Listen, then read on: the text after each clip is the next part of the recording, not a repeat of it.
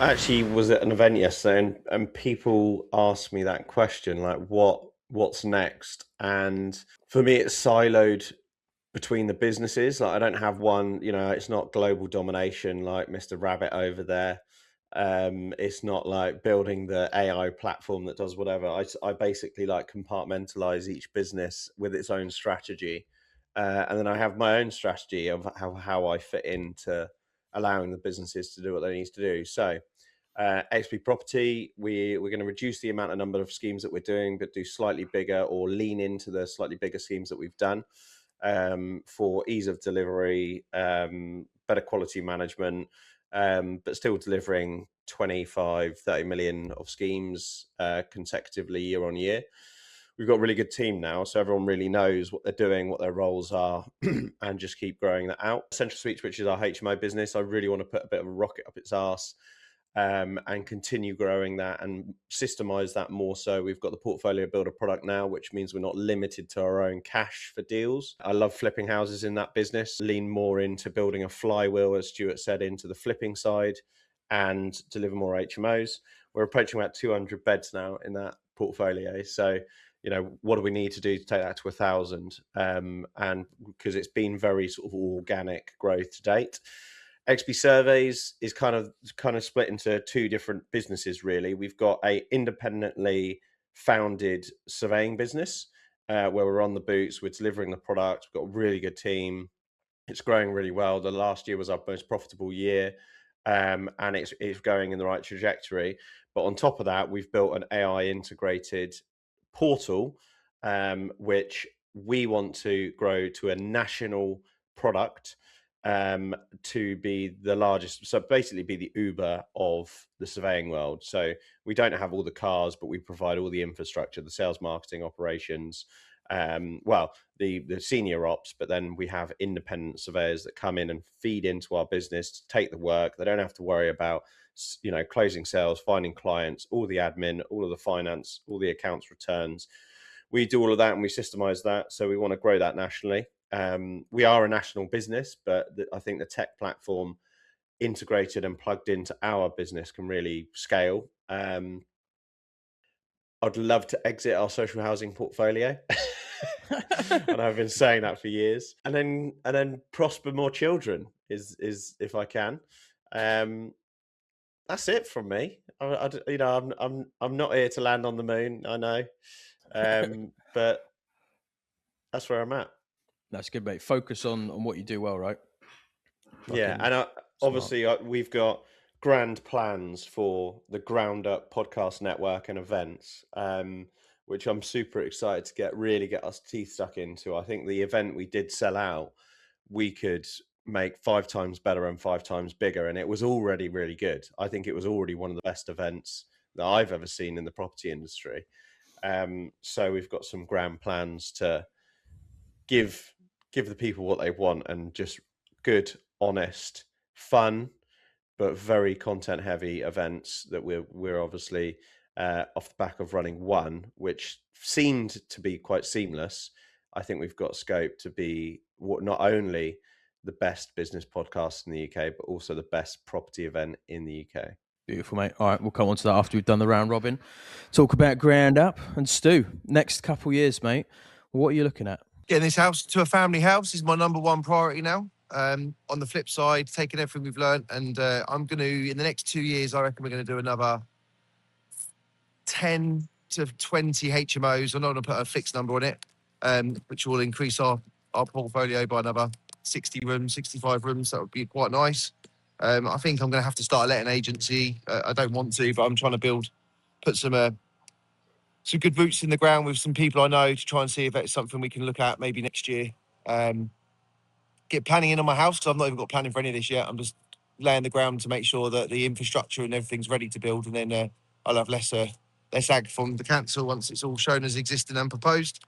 We're looking at some bigger sites, but maybe in the next 2 years I want to do maybe one really well. So a 20 unit scheme would be fantastic. We've got one in Kingston at the moment, which we're bidding on. There's one in Battersea, which if the price is right, we'd take a look at. We've got another 2 or 3 out there that are potentials, but I still think they're too much for what they want. But if I can bag a really good one, put everything we've learned over the last 3-4 banks we've done, 3 banks and a solicitor's firm, and just really master that process, then I'll be quite happy that we've nailed it. Because then we can spend the next 10 years after that just again creating a flywheel for these flats. But yeah, it's just a balance between growing Skylofts, sustaining Skylofts, making sure the cash flow's there, the fast pounds are there, building quick income from the HMOs, and then really taking the legacy thing up by doing these flats, because they are fun to do if you don't lose money. Beautiful, mate. Love it. Very clear plan from you, mate. I mean, you've kind of, this is sort of what you've spoke about consistently for 2 years. I mean, I know you've been a bit more aggressive on the bigger sites, and then you've obviously made your lessons and then learned what sort of aperture to look at for these sites. But the HMOs, stabilized and Sky Lofts, you've just been thoroughly consistent with that, right? And that's supported your whole ecosystem. Definitely. And we've also taken, we've only balanced the risk. I was trying to explain this to someone the other day. We've only balanced the risk with monetary. So if we've taken a 400 grand risk, we've sort of had a machine to dig us out of that hole and not get us in a position that's going to put us into bankruptcy. So we've always grown and we've always taken risks. And I love failing fast and failing small and trying to work out what we can do faster, because you have to make the mistakes before you can learn from them. So you've got to take risk. But I always feel like, and a lot of it's a gut feel. Like if we look at a site and go, what's the worst that can happen? And then, what do we need to do to buy ourselves out of that problem? And if that problem is affordable, then we'll take the risk. And if it's not affordable, we won't do it. And it's as simple as that, really. And it's just, you don't want to take too many big risks. So you need to keep everyone busy to keep the ecosystem spinning, like Jack does with all these multiple businesses. I do the same with the HMOs, the loft conversions. And actually, this is helping me with the lofts, because it's giving customers so much confidence in the fact that I'm not talking and I'm just building this digital portfolio of things that all hopefully make sense. They certainly make sense to me, but they make sense to customers. And they might listen to 1% of it. And the fact that I'm willing to go onto the internet and talk about the lessons learned and the risks and the rewards of doing what I do, them spending 60, 70 grand of their very hard-earned money with someone who's that exposed digitally just gives them that reassurance. So that's actually making things easier to grow that business. So yeah, onwards and upwards. As long as you boys turn up on a Friday, I'll be here. Beautiful, mate. Yeah, the marketing side of things, being transparent, it just is such a good sales tool. And what about you, Mr. D? Next 2 years of domination, where do you reckon you'll be in terms of growth and scale? Where do you reckon, what regions do you reckon you'll be covering in 2 years' time? In 2 years' time, Wales will be, I would say it would still be growing, but it'd be be matured. It would be consistently handing over between 300 to 500, and I know that's a swing, homes per year. It'd be doing north of 60 million turnover per annum, and it would have, I'd be working with all the clients, and yeah, it'd be matured. The team would be known what they're doing. We would be on site in both West Midlands and the Southwest, and we'd be growing them relatively simultaneously. And there's whether I like it or not, there's a 5-year plan really to get them to the similar size of Wales, just because of how long planning takes and all that sort of stuff. So within 2 years, we'd probably be building north of 100 to 200 homes in each area. We wouldn't be consistently handing over that. Yeah, we'd still be building the pipeline, and we'd probably be looking. So we'd be operation really in 3 regions, and we'd be looking to start the pipeline building probably for Northwest. I would have raised a much larger funding facility and to restructure the entire business and give us that growth to just double down. That's what the next 2 years looks like. What key hires do you think you have to make in that time? Are you building out an exec layer, or are you already at an exec layer, or is that something in terms of hiring, because of building that regional growth, you're going to have to build that sort of that brain, right? That or where are you with that already? I've not built out an exec layer. I'm quite hands-on MD, especially at the moment. But the key hire in the regions was the land and partnerships director, and then the land and partnerships manager. So it's all about pipeline building, because it's obviously that 2-year investment before things. But once we start getting deals ready to go live, then I'll have a choice to make, which I'm already starting. I either buy an existing construction company that's on the frameworks and then feed it the pipeline, or I start from scratch and bring in a delivery team that I hire from the ground up. Basically, I've not decided. I'll have to see it close to the time which strategy to go down. But when that's the case, then yeah, it'll be building out all the operational piece. Then the construction director, commercial director, pre-construction, and hitting it hard. At what point do you think you need an exec team that sort of sits and monitors the different regional departments, or do you think you need another couple regions first? I'm going to delay that for as long as I can. I don't want the overhead to be too fat and too big. And my thesis is that hiring great people to manage that region and reporting direct to me, really, they're going to be their own mini businesses that will come into me, and then I'll know when the time's right. When those three are live together, I'm going to need assistance on that. So, but I don't know whether I'll be promoting up somebody that's doing it well in the region, and then they'll be replaced, but then also help me make sure the standards that's working are being implemented across the board. That's all. That's all the fun stuff to come. Yeah. So before that, I've got to get the deals and I've got to get the money. Yep. Pipeline, baby. Raising money, finding sites. The only two things in property development that I believe you can't hire: deals and money. Yeah. There you go, baby. Sounds like you need a bigger pipeline, but backwards. Love it, mate. For me, the next couple years, I mean, you guys know I bang on about AI all the time. Like, I just think, I just know that I've seen the impact of the AI agents and the automations that we've brought in already, and it is just it's like entering a whole new world. So the plan is just every day grind all the time, every available minute possible. We're going on a ski trip next week, and I'll be making sure the agents, my AI agents, are working behind the scenes to keep building stuff. And we just want to tech enable the entire business. I want to be capturing.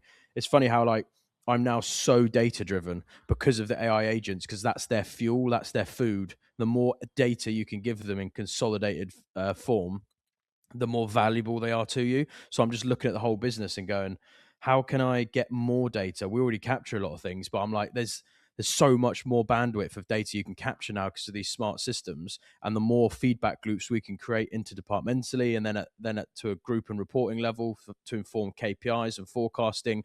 I'm just like, I want to capture as much as humanly possible, and to do that I need to build an entire system, a surface layer that runs throughout the business, and then there's applications we build off of that work particularly for departments like in the construction division, in the sales and raising capital division, marketing, project management, everything else. And that layer right now, we have a bastardized version of that in monday.com. So I already have a structure for it, but I want to augment that into our own proprietary platform and build out essentially the perfect project lifecycle management, development, end-to-end solution that works for us internally. And the thought now is that if I'm going to build that, might as well productize it and then offer that out to other developers, particularly people who've got small teams who can't afford the bandwidth of admins and procurement specialists and site finding and appraisals and all that kind of stuff, because I've seen what you can do with this and it can basically take your emails to zero, your time spent on emails to zero, your admin to zero, and it just clicking a button and checking on approvals if you're capturing all the data in a siloed system. So that's what I want to try and build for the team.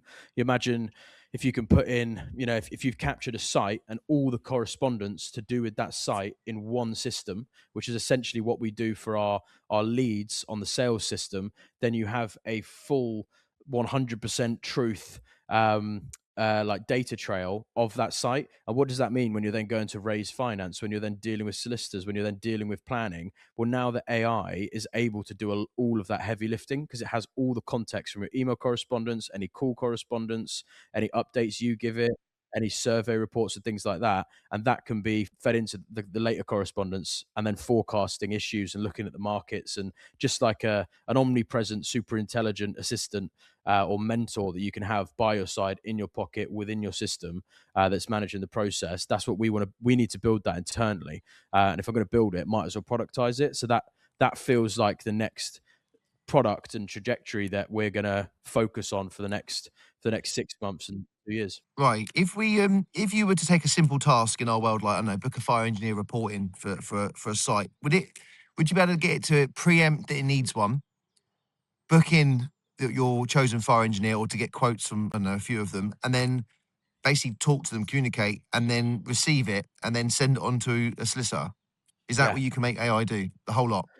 So my missus is actually, she's got a Mac Mini, and she built an AI agent, and she's basically already within like a week got it to do similar things to that, where she's augmented her emails, all attachments and anything else to do with a specific site. And if someone emails her requesting information, the AI composes the follow-up, pulls from her database of attachments that it knows relevant to that site, and composes the email for her to just approve and send. And 99% of the time, it's a better email than what she could have composed. So the intelligence is already there. It's building a framework for it so that it just manages that whole process. Imagine you're raising finance and the underwriter comes back with a ton of questions and you're like, oh, I've got to deal with that.